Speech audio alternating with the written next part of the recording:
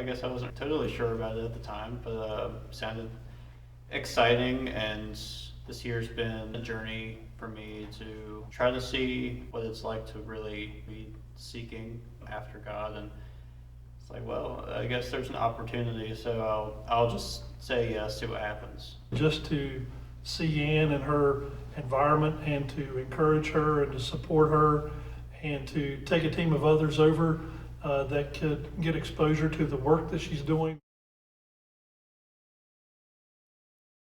The bus trip day was pretty cool. Our first stop for that day was the floating market, which was incredibly unique. I didn't really know what to expect, but I guess it held up to its name. You just kind of show up, you get on a boat with a nice lady on the back, and she just kind of paddles you through. And if you see something you want to look at, your nice lady will paddle you over that way, and then the vendor will pull you over to browse their wares. And then we followed that up, driving out a little farther to the bridge on the River Kwai, which was built by prisoners of war in World War II. Getting to see how it's gone from that to what we saw, which was just a whole bunch of people, all different cultures, socializing, having a good time. It was pretty hopeful.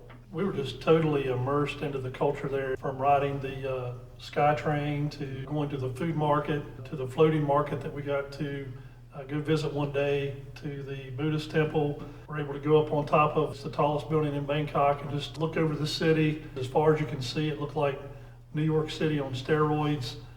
Being able to go on campus at the universities and see thousands upon thousands of students.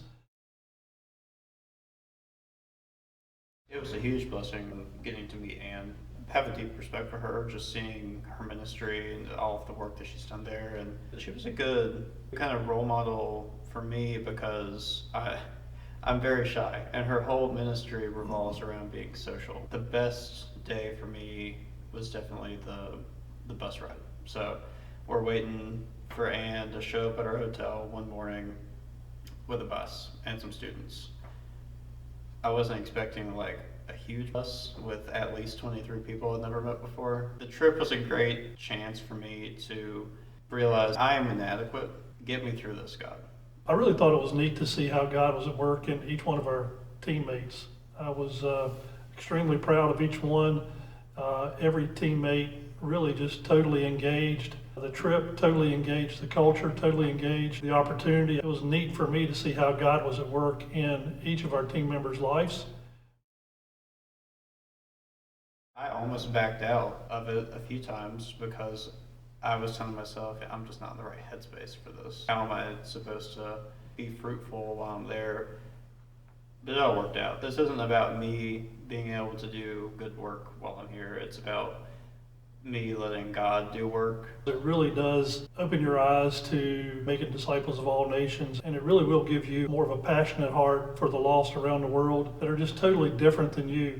The spiritual darkness is there, it's real, especially when you go to the Buddhist temple and you can see how they worship false gods in vain. And I would encourage you to participate, just to have your eyes open to what God sees in the rest of humanity around the world and their need for the gospel.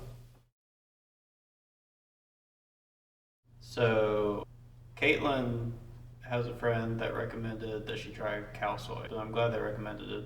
I think it was our last meal that we had in Thailand. And it was the best. I mean, at least for me, it was delicious. It was like a spicy soup with fried noodles, and I think we had ours with chicken. It was really good. Highly recommend. Most interesting food for me was when we were on the campus of the university and we were walking around the market, and I saw this big slab of just pork. I mean, just like a big pork rind. And so they took the pork rind and sliced it up and put it on rice and put a sauce over it, and it was really good.